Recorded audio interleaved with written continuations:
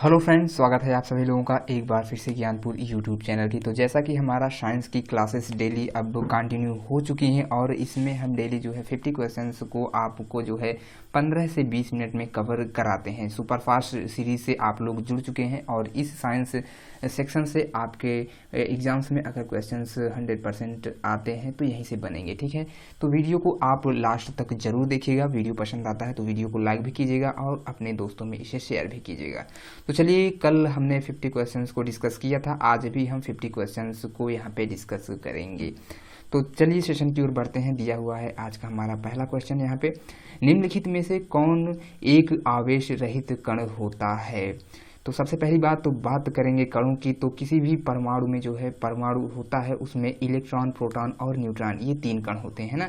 Electron हो गया, proton हो गया और न्यूट्रॉन हो गया। तो ये सभी जो होता है इलेक्ट्रॉन, प्रोटॉन, इन सभी पर जो है चार्ज होता है ना। बाकी ये जो न्यूट्रॉन होता है ये इस पर किसी तरह का चार्ज नहीं पाया जाता है, यानी ये आवेश रहित कण होता है। तो मोस्ट इंपॉर्टेंट क्वेश्चन है, आप लोग इसको याद कर लीजिए। नेक्स्ट क्वेश्चन है, पौधों की आंतरिक संरचना का अध्ययन कहलाता है। तो पौधों की जो आंतरिक संरचना का अध्ययन किया जाता है यह शारीरिकी कहलाता है, यानी शारीरिकी के अंतर्गत, यानी फिजियोलॉजी कहते हैं। तो इसके अंतर्गत जो है पौधों की आंतरिक संरचना का अध्ययन किया जाता है। अब बढ़ते हैं नेक्स्ट क्वेश्चन की ओर। नेक्स्ट क्वेश्चन है हमारा, निम्न में से किस रंग का अपवर्तनांक सबसे अधिक होता है। तो बैगनी रंग का अपवर्तनांक जो होता है वो सबसे अधिक होता है। अच्छा, सबसे कम अगर बात करेगा अपवर्तनांक की, तो सबसे कम अपवर्तनांक जो है आप लोगों को कमेंट में बताना है। अब बढ़ते हैं हम नेक्स्ट क्वेश्चन की ओर। नेक्स्ट क्वेश्चन हमारा यहाँ पे दिया हुआ है, स्वच्छ जल से भरे तालाब की गहराई 3 मीटर प्रतीत होती है। यह जो है यदि हवा के सापेक्ष जल का अपवर्तनांक 4/3 हो तो तालाब की वास्तविक गहराई क्या हो जाएगी। तो ये फिलहाल आप लोगों को बताने वाला थोड़ा सा कैलकुलेटिव क्वेश्चन है, लेकिन यहाँ पे आप लोग इसे देख लीजिए, 4 मीटर होगी। चलिए किसी और दिन हम इसके बारे में जो भी इस पे कैलकुलेशन होगी उसे डिस्कस करेंगे। नेक्स्ट क्वेश्चन है यहाँ पे, लेंस की क्षमता का मात्रक क्या होता है। तो डायोप्टर होता है लेंस की क्षमता का मात्रक।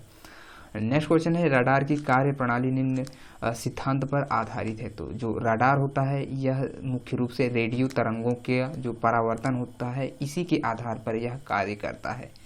चलिए देखते हैं नेक्स्ट क्वेश्चन को हम। न्यूटन की गति के नियमों के अनुसार निम्न में से कौन सा कथन सत्य है। तो जो होता है द्वितीय नियम से बल की परिभाषा ज्ञात की जा सकती है। तो न्यूटन का जो गति के नियमों के अनुसार जो होता है उनमें यहाँ पे तो ऑप्शंस है नहीं, इस वजह से यहाँ पे वन लाइनर फॉर्मेट में क्वेश्चंस को कलेक्शन करके आप लोगों को दिया जा रहा है। इसलिए आप लोग अगर ऑप्शन में दिया होगा तो यहाँ पे बिल्कुल यही करेक्ट हो जाएगा ऑप्शन, यानी द्वितीय नियम से बल की परिभाषा भी प्राप्त हो जाती है। कहने का मतलब यह है कि न्यूटन का जो गति का जो दूसरा नियम है वही आपके बल की भी परिभाषा डिफाइन करता है। ठीक है, नेक्स्ट क्वेश्चन है, किसी पिंड के उस गुणधर्म को क्या कहते हैं जिससे वह सीधी रेखा में विराम या एक समान गति की स्थिति में किसी भी परिवर्तन का विरोध करता है। तो क्या कहलाता है, वो होता है जड़त्व। ठीक है ना, तो जड़त्व कहलाता है जिससे कि वह सीधी रेखा में विराम या एक समान गति की स्थिति में भी परिवर्तन का विरोध होता है, यानी अपनी स्थिति में बना रहता है। चलिए अब बढ़ते हैं नेक्स्ट क्वेश्चन की ओर। नेक्स्ट क्वेश्चन यहाँ पे दिया हुआ है, लेसर निम्न सिद्धांत पर कार्य करता है, यानी कि जो लेसर होता है जो वह किस सिद्धांत पर कार्य करता है। तो यह विकिरण का जो उद्दीप्त उत्सर्जन होता है इसी के सिद्धांत पर, कहने का मतलब विकिरण के आधार पर यह कार्य करता है लेसर। ठीक है, नेक्स्ट क्वेश्चन है हमारा, दलदल में फंसे व्यक्ति को लेट जाने की सलाह दी जाती है, क्यों। ऐसा क्यों किया जाता है, क्योंकि क्षेत्रफल अधिक होने से दाब जो होता है वो क्या हो जाएगा, कम हो जाएगा। क्योंकि अगर व्यक्ति जो दलदल में फंसा हुआ है यदि वह लेटता है तो जो उसका क्षेत्रफल होता है, ये एरिया जो होता है उसका बढ़ जाएगा और वह दलदल में धंसने से जो है उसे टाइम लगेगा। ठीक है, तो इस वजह से उसे लेटने की सलाह दी जाती है। चलिए अब बढ़ते हैं नेक्स्ट क्वेश्चन की ओर। नेक्स्ट क्वेश्चन दिया हुआ है, बर्फ के टुकड़ों को आपस में दबाने पर टुकड़े आपस में चिपक जाते हैं, क्योंकि क्यों ऐसा होता है। टुकड़े जो होते हैं बर्फ के अगर आपस में दबाया जाता है तो आपस में चिपक जाते हैं, ऐसा क्यों होता है। तो इसका मुख्य कारण जो होता है वह दाब अधिक होने पर जो होता है बर्फ का गलनांक घट जाता है, तो इस वजह से टुकड़े आपस में चिपक जाते हैं। ठीक है ना, चलिए अब बढ़ते हैं नेक्स्ट क्वेश्चन की ओर। नेक्स्ट क्वेश्चन दिया हुआ है, मोटर कार में शीतलन तंत्र किस सिद्धांत पर कार्य करता है? तो केवल संवहन के सिद्धांत पर कार्य करता है ना? किसके? तो संवहन सिद्धांत के आधार पर यह मोटर कार में शीतलन जो तंत्र लगा हुआ होता है, कहने का मतलब जो कूलिंग सिस्टम होता है कार वगैरह में, तो यह संवहन के आधार पर कार्य करता है। नेक्स्ट क्वेश्चन है, जीवित प्राणियों के शरीर में होने वाली निम्नलिखित में से कौन सी एक प्रक्रिया पाचक प्रक्रिया है? तो पूछ रहा है यहाँ पे पाचक प्रक्रिया। चूंकि मैंने आपको पहले ही बताया कि ऑप्शंस नहीं दिए हैं, टू द पॉइंट यहाँ पे क्वेश्चंस को कलेक्ट किया गया है, तो हम डायरेक्ट जो है क्वेश्चंस के आंसर की ओर बढ़ चलेंगे। तो यहाँ पे आंसर हो जाएगा प्रोटीनों का जो एमिनो अम्लों में विघटन होता है, इस वजह से जो पाचक प्रक्रिया होती है यह जो है एक जीवित प्राणियों के शरीर में होने वाली एक प्रक्रिया होती है, जो जिसमें क्या होता है कि प्रोटीनों का एमिनो अम्लों में विघटन हो जाता है। ठीक है, नेक्स्ट क्वेश्चन की ओर बढ़ते हैं। एक टेलीविजन में दूरस्थ नियंत्रण के लिए किस प्रकार के वैद्युत चुंबकीय विकिरण का उपयोग किया जाता है? तो उसमें जो होता है लघु रेडियो तरंगे, जिसे हर्ट्ज भी कहते हैं, यानी कि हर्ट्ज या लघु रेडियो तरंगों का उपयोग किया जाता है। ठीक है ना? चलिए दोस्तों अब बढ़ते हैं हम नेक्स्ट क्वेश्चन की ओर। नेक्स्ट क्वेश्चन यहाँ पे दिया हुआ है, मीथेन जिसके वायुमंडल में उपस्थित है वह है। तो मीथेन जो है वायुमंडल में कौन सी ऐसा ग्रह है जिसपे वायुमंडल है वहाँ पे उपस्थित होता है मीथेन गैस? तो हो जाता है बृहस्पति। यानी बृहस्पति ग्रह एक ऐसा ग्रह है जो कि पूरी तरह से मीथेन गैस से बना हुआ है। ठीक है ना? तो आई होप कि इतने क्वेश्चंस आप लोगों को समझ में आए होंगे। चलिए अब बढ़ते हैं हम नेक्स्ट क्वेश्चन की ओर। तो हमारा नेक्स्ट क्वेश्चन हो जाता है, प्रोटीन के पाचन में सहायक एंजाइम। तो प्रोटीन का जो पचाने में सहयोग करता है वो हो जाता है आपका ट्रिप्सिन। ठीक है ना? तो ट्रिप्सिन जो होता है यह जो है प्रोटीन के पाचन करने में एक सहायक एंजाइम्स होता है। ठीक है, नेक्स्ट क्वेश्चन है, उन देशों में जहाँ के लोगों का मुख्य खाद्यान्न पॉलिश किया हुआ चावल है, लोग पीड़ित होते हैं। तो किससे? तो बेरी रोग से पीड़ित हो जाते हैं पॉलिश्ड चावल के उपयोग से। ठीक है, चलिए नेक्स्ट क्वेश्चन की ओर बढ़ते हैं। मांसपेशियों में निम्नलिखित में से किससे जो है एकत्र होने से थकान होती है? तो अगर मांसपेशियों में लैक्टिक अम्ल जो होता है यह एकत्र हो जाता है तो मनुष्यों को जो है थकावट महसूस होती है ना। यानी कि कुल मिलाकर के मनुष्य जब कार्य करता है तो उसकी मांसपेशियों में लैक्टिक अम्ल एकत्र होने लगता है, जिससे उसे थकावट महसूस होती है। ठीक है ना? चलिए बढ़ते हैं नेक्स्ट क्वेश्चन की ओर। नेक्स्ट क्वेश्चन यहाँ पे दिया हुआ है, प्रकाश वर्ष होता है। तो प्रकाश वर्ष जो होता है एक वर्ष में प्रकाश द्वारा तय की जाने वाली दूरी को बताता है। तो एक वर्ष में जो होता है प्रकाश जितनी भी दूरी तय करता है उसे प्रकाश वर्ष में मापते हैं। ठीक है ना? नेक्स्ट क्वेश्चन है, समुद्र की गहराई मापने के लिए कौन सा उपकरण प्रयोग में लाया जाता है? तो फैदोमीटर के द्वारा जो है समुद्र की गहराई मापी जाती है। मोस्ट इंपॉर्टेंट है क्वेश्चन, कई बार एग्जाम्स में रिपीट हुआ है। नेक्स्ट क्वेश्चन है हमारा, कंप्यूटर की आईसी चिप्स किस पदार्थ की बनी होती है? तो सिलिकॉन्स की बनी होती है आईसी चिप्स। ठीक है ना? जो आईसी होता है इसका फुल फॉर्म क्या होता है? तो इंटीग्रेटेड सर्किट हो जाता है आईसी का फुल फॉर्म। ठीक है ना? अब बढ़ते हैं हम नेक्स्ट क्वेश्चन की ओर। नेक्स्ट क्वेश्चन यहाँ पे दिया हुआ है, वह काल्पनिक रेखा जो फोकस एवं पोल से गुजरते हुए गोलाकार दर्पण पर पड़ती है वह क्या कहलाती है? तो उसे कहते हैं मुख्य अक्ष। ठीक है ना? तो मुख्य अक्ष से जो होती है यह एक तरह की काल्पनिक रेखा जो कि फोकस एवं पोल से गुजरते हुए गोलाकार दर्पण पर पड़ती है। तो यहीं से जो होता है यह रेखा काल्पनिक रेखा मुख्य अक्ष से ही होकर के गुजरती है। ठीक है ना? नेक्स्ट क्वेश्चन की ओर बढ़ते हैं। नेक्स्ट क्वेश्चन हमारा यहाँ पे है, अगर किसी वस्तु का फोकस अवतल दर्पण पर पड़ता है तो उसकी छाया कैसी बनेगी? तो उसकी छाया अनंत पर बन जाती है। ठीक है ना? देखिए ध्यान से देखिएगा, अगर किसी वस्तु का फोकस अवतल दर्पण पर पड़ता है, ठीक है ना, अवतल दर्पण की यहाँ पे बात कर रहा है, तो उसकी छाया कैसी बनेगी? तो उसकी छाया अनंत पर जाकर बनेगी। ठीक है, चलिए बढ़ते हैं नेक्स्ट क्वेश्चन की ओर। नेक्स्ट क्वेश्चन यहाँ पे हमारा दिया हुआ है, वह धातु जो अम्ल एवं क्षार के साथ क्रिया करके हाइड्रोजन निकालती है क्या है? तो जिंक जो होती है यह एक ऐसी धातु है जो कि अम्ल एवं क्षारों के साथ क्रिया करके हाइड्रोजन गैस बनाती है। ठीक है ना? हाइड्रोजन का निर्माण करती है। नेक्स्ट क्वेश्चन है हमारा यहाँ पे, जीव विज्ञान शब्द का प्रयोग सर्वप्रथम किसने किया था? तो जीव विज्ञान जो शब्द होता है यह लैमार्क व ट्रेविनेरस के द्वारा दिया गया था, है ना? तो ट्रेविनेरस और लैमार्क जो है ये जीव विज्ञान शब्द के प्रयोग करने वाले वैज्ञानिक हुए। ठीक है, अब बढ़ते हैं नेक्स्ट क्वेश्चन की। नेक्स्ट क्वेश्चन है कार्य का मात्रक पूछा जा रहा है। तो कार्य का मात्रक आप सभी लोगों को पता ही है, जूल होता है। ठीक है, चलिए अब बढ़ते हैं नेक्स्ट क्वेश्चन की ओर। दोस्तों अगर आप लोगों को वीडियो पसंद आ रहा हो तो प्लीज़ वीडियो को लाइक भी कर दीजिएगा और ज़्यादा से ज़्यादा अपने दोस्तों में इस वीडियो को शेयर भी कीजिएगा। ठीक है ना।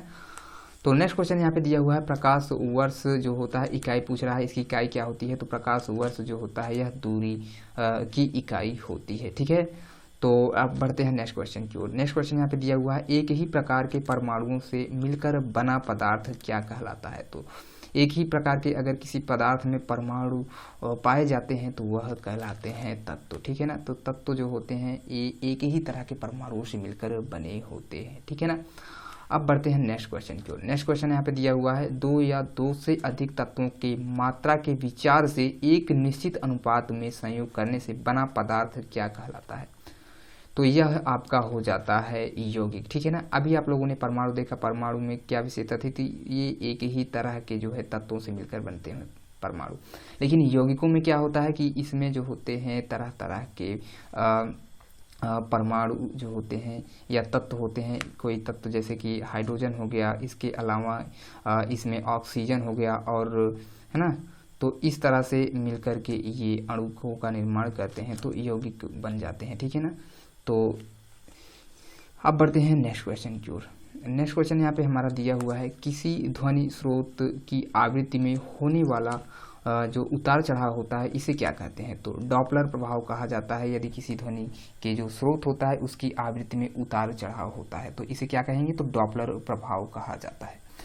नेक्स्ट क्वेश्चन देख लेते हैं कोई कण एक सेकेंड में जितने बार कंपन करता है उस संख्या को क्या कहते हैं? तो उस संख्या को कहा जाता है आवृत्ति। ठीक है ना। आवृत्ति कहते हैं इसे। ठीक है।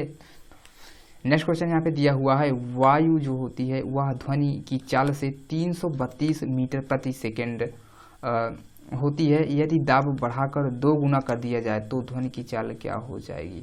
तो ध्वनि की चाल भी जो है अपरिवर्तित यानी 332 मीटर प्रति सेकेंड के ही हिसाब से रहेगी। ठीक है ना। वायु में ध्वनि की चाल अगर 332 मीटर प्रति सेकेंड है, चाहे वायु दाब को बढ़ाया जाए या कितने 2 गुना 10 गुना कितना भी कर दिया जाए, लेकिन जो ध्वनि की चाल है वह वही रहेगी, यानी 332 मीटर प्रति सेकेंड ही रहने वाली है। ठीक है, चीज़ें क्लियर होंगी। चलिए अब बढ़ते हैं हम आगे नेक्स्ट क्वेश्चन की ओर। तो हमारा नेक्स्ट क्वेश्चन यहाँ पे दिया हुआ है निम्नलिखित में से समय का मात्रक नहीं है। तो समय का मात्रक जो होता है नहीं होता है तो यह प्रकाश वर्ष होता है। प्रकाश वर्ष किसका मात्रक है? तो यह आपका दूरी का मात्रक होता है, प्रकाश वर्ष। ठीक है ना। समय को जो है सेकंड में मापते हैं, सेकंड में। ठीक है ना। चलिए नेक्स्ट क्वेश्चन की ओर बढ़ते हैं। नेक्स्ट क्वेश्चन यहाँ पे दिया हुआ है पारसेक इकाई होती है। तो यह जो होती है यह पारसेक भी आपकी दूरी की ही इकाई हो जाती है। ठीक है ना। नेक्स्ट क्वेश्चन की ओर बढ़ते हैं। नेक्स्ट क्वेश्चन कह रहा है निम्नलिखित में से कौन धातु होते हुए भी विद्युत का कुचालक होती है? तो सीसा जो होती है यह एक तरह की धातु है, लेकिन इसकी विशेषता यह होती है कि यह विद्युत का कुचालक है। ठीक है ना। नेक्स्ट क्वेश्चन की ओर बढ़ते हैं। दिया हुआ है निम्नलिखित में से किस अधातु में धात्विक चमक पाई जाती है? तो जो होता है इसमें ये आपका ग्रेफाइट हो जाता है, यानी कि जो अधातु में ये ग्रेफाइट हो गया, ये आयोडीन हो गया, ये एक तरह की अधातुएं होती हैं। फिर भी ये अधातु होते हुए भी इनमें धातुओं की ही तरह चमक पाई जाती है। तो मोस्ट इंपॉर्टेंट क्वेश्चन है, आप लोग इसको याद कर लीजिएगा। ग्रेफाइट जो है इसे पेंसिलों में प्रयोग किया जाता है। आयोडीन हो गया, जैसे कि नमक वगैरह में आयोडीन पाया जाता है, और समुद्री वनस्पतियों में भी आयोडीन उपलब्ध होता है। तो ठीक है। आयोडीन की कमी से कौन सा रोग हो जाता है मनुष्यों में? तो हो जाता है खेखा रोग, जिसे गलगंड भी कहते हैं। ठीक है ना। अब बढ़ते हैं नेक्स्ट क्वेश्चन की ओर। नेक्स्ट क्वेश्चन यहाँ पे हमारा दिया हुआ है एक गुब्बारे में हाइड्रोजन व ऑक्सीजन गैस के बराबर बराबर अणु हैं। ठीक है। यदि गुब्बारे में एक छेद कर दिया जाए तो क्या होगा? तो हाइड्रोजन गैस जो होती है वह तेजी के साथ बाहर निकलने लगेगी। ठीक है। हाइड्रोजन गैस ही निकलेगी, चूँकि यह काफ़ी हल्की गैस होती है। बाकी ऑक्सीजन जो होती है ये वैसे भी वायुमंडल में काफ़ी मात्रा में अवेलेबल होती है, तो इसलिए इसको इतना प्रेशर नहीं आएगा। तो हाइड्रोजन गैस जो होती है यही बाहर निकलेगी। ठीक है। अब बढ़ते हैं नेक्स्ट क्वेश्चन की ओर। नेक्स्ट क्वेश्चन यहाँ पे दिया हुआ है कपूर के छोटे छोटे टुकड़े जल की सतह पर नाचते हैं, ऐसा क्यों होता है? तो यह होता है पृष्ठ तनाव के कारण, ठीक है ना। तो कपूर के जो छोटे छोटे टुकड़े होते हैं वो जल की सतह पर तैरने लगते हैं, ऐसा होता है पृष्ठ तनाव के कारण, क्योंकि पृष्ठ तनाव जो होता है यह जल में उपस्थित होता है। तो इस पृष्ठ तनाव के कारण यहाँ पे सरफेस पर ही जो होता है जल के जो जैसे कि फैट या तेल भी आप डालेंगे जल में तो भी इसी सतह पर तैरने लगता है। तो ऐसा होता है पृष्ठ तनाव के कारण है, क्योंकि इसका जो होता है भार वो जल की भार की अपेक्षा हल्का होता है, ठीक है। नेक्स्ट क्वेश्चन की ओर बढ़ते हैं। पानी का घनत्व अधिकतम होता है, तो किस टेम्परेचर पर पानी का घनत्व अधिकतम होता है, तो वह टेम्परेचर होता है 4 डिग्री सेल्सियस, ठीक है ना। तो 4 डिग्री सेल्सियस पर पानी का घनत्व सबसे अधिक होता है। चीज़ें क्लियर हुई होंगी। नेक्स्ट क्वेश्चन देख लेते हैं। यदि दो उपग्रह एक ही वृत्ताकार कक्षा में चक्कर लगाते हैं तो उनका जो होता है वेग कैसा होगा, तो वेग उनका समान ही रहेगा, क्योंकि वो एक ही समान तरह के वृत्ताकार कक्ष में चक्कर लगा रहे हैं, ठीक है ना। नेक्स्ट क्वेश्चन की ओर बढ़ते हैं। पृथ्वी की परिक्रमा कर रहे एक उपग्रह से एक पैकेट छोड़ दिया जाता है तो उपग्रह के क्या हो जाएगा, तो इसमें का जो आंसर हो जाएगा वह हो जाएगा, देख लेते हैं यहाँ पे, थोड़ा सा इसको जूम आउट कर लेते हैं। हाँ, तो पृथ्वी की परिक्रमा कर रहे एक उपग्रह से जो है एक पैकेट अगर छोड़ा जाता है तो क्या होगा, तो उपग्रह के साथ उसी चाल से पृथ्वी की परिक्रमा करता रहेगा, ठीक है ना। चलिए अब बढ़ते हैं नेक्स्ट क्वेश्चन की ओर। नेक्स्ट क्वेश्चन यहाँ पे है, निम्नलिखित में से कौन एक यौगिक है, तो अमोनिया जो होता है यह एक तरह का यौगिक होता है, अमोनिया, ठीक है ना। अमोनिया कैसी होती है, तो यह अमोनिया एक तरह की गैस होती है, ठीक है ना। तो अमोनिया जो होता है इसका फॉर्मूला शायद यही NH3 करके होता है, तो आप लोग एक बार देख लीजिएगा इसका फॉर्मूला। इसमें जो होता है यह एक यौगिक है। क्यों यौगिक है, क्योंकि इसमें देखिए आप लोग नाइट्रोजन भी है और हाइड्रोजन भी है, इसलिए मैंने आप लोगों को पहले ही बता दिया है कि अगर एलिमेंट्स भिन्न होते हैं, अगर एलिमेंट्स भिन्न होते हैं और वो आपस में मिलते हैं तो वो यौगिकों का निर्माण करते हैं। तो यहाँ पे जो नाइट्रोजन है यह एक एलिमेंट हो गया और हाइड्रोजन एक तरह का दूसरा एलिमेंट हो गया, तो ये एक दूसरे से मिलेंगे तो जो है यौगिक का निर्माण करेंगे, ठीक है ना। चलिए अब बढ़ते हैं हम आगे, कुछ और भी क्वेश्चंस को देख लेते हैं। 50 क्वेश्चंस कंप्लीट करना है हमें आज इस सेशन में। तो नेक्स्ट क्वेश्चन दिया हुआ है, यंग प्रत्यास्थता गुणांक का SI मात्रक कह रहा है। तो यंग प्रत्यास्थता गुणांक का अगर बात करेंगे SI मात्रक की तो हो जाता है न्यूटन प्रति मीटर स्क्वायर, ठीक है ना। तो न्यूटन प्रति मीटर स्क्वायर हो जाता है इसका यानी यंग प्रत्यास्थ गुणांक का SI मात्रक, ठीक है ना दोस्तों।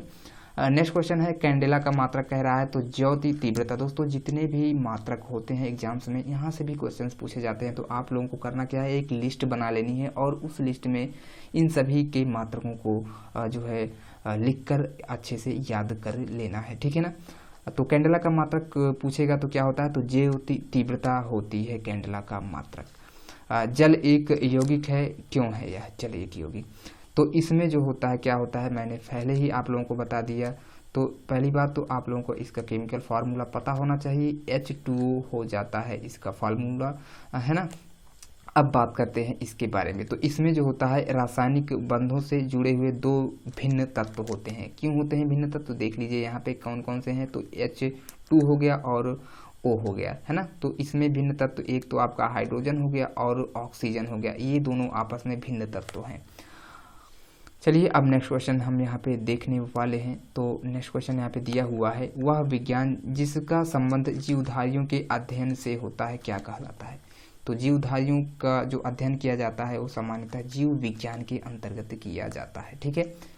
नेक्स्ट क्वेश्चन यहाँ पे है, फाइकोलॉजी में किसका अध्ययन किया जाता है। तो फाइकोलॉजी में किसका अध्ययन करते हैं, तो शैवालों का अध्ययन किया जाता है, ठीक है।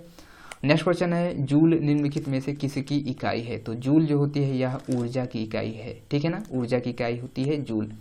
नेक्स्ट क्वेश्चन की ओर बढ़ते हैं और नेक्स्ट क्वेश्चन हमारा यहाँ पे दिया हुआ है, मात्रकों की अंतरराष्ट्रीय पद्धति कब लागू की गई थी। तो 1971 यानी 1971 में जो है मात्रकों की एक अंतरराष्ट्रीय पद्धति को लागू किया गया था, ठीक है ना। नेक्स्ट क्वेश्चन है हमारा, चमगादड़ अंधेरे में उड़ते हैं, क्यों ऐसा होता है। क्योंकि चमगादड़ जो होते हैं ये पराश्रव्य तरंगे उत्पन्न करते हैं, इसलिए ये अंधेरे में भी उड़ सकते हैं, ठीक है ना। तो दोस्तों आज हम यहाँ पे 101 यानी 101 प्रश्न आप लोगों को करवा रहे हैं, एक प्रश्न एक्स्ट्रा में, ठीक है। तो बर्फ़ में स्केटिंग जो होती है, जो स्केटिंग की जाती है, यह प्रदर्शित करता है दाब बढ़ने पर बर्फ़ का गलनांक क्या होगा। तो जो बर्फ़ में स्केटिंग करना प्रदर्शित करता है कि दाब बढ़ने से जो बर्फ़ का गलनांक होता है वह उस पर क्या असर पड़ेगा। तो जो गलनांक होगा इसका वह घट जाएगा, ठीक है ना। तो गलनांक क्या होता है, घट जाता है। तो दोस्तों आई होप की चीज़ें आप लोगों को यहाँ पे पसंद आई होंगी। यहाँ पे हमने आज भी जो है 50 क्वेश्चंस को कवर कर लिया है। सेशन आप लोगों को पसंद आया हो तो प्लीज़ वीडियो को लाइक कर दीजिएगा। इसके पहले भी अगर आप लोगों ने फर्स्ट पार्ट साइंस का पढ़ चुका है, नहीं देखा हो तो प्लेलिस्ट बनी हुई है, आप लोग वहाँ पे विजिट कीजिए और जा करके इन सभी क्वेश्चंस को अच्छे से देखिए, ठीक है। चलिए फिर मिलते हैं हम नेक्स्ट वीडियो में, तब तक के लिए जय हिंद जय भारत।